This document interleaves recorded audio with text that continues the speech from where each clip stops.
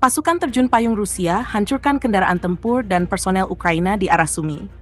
Pasukan terjun payung dari Resimen Lintas Udara Pengawal ke-56 Rusia melancarkan serangan mematikan terhadap posisi militer Ukraina di arah Sumy.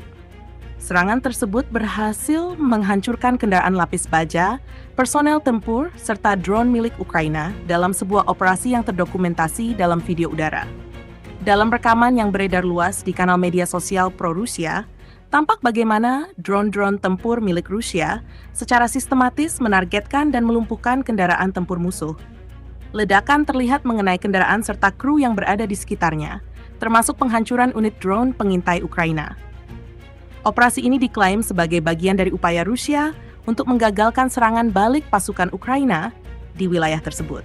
Serangan dilakukan secara presisi dan terkoordinasi, menunjukkan kesiapan tinggi pasukan lintas udara Rusia dalam merespons ancaman dari pihak lawan.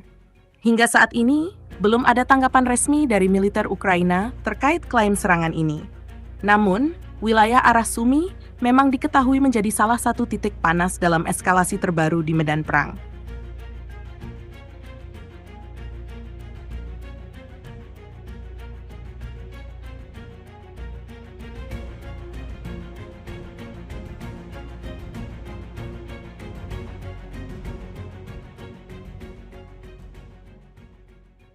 Download Tribun X sekarang, menghadirkan lokal menjadi Indonesia.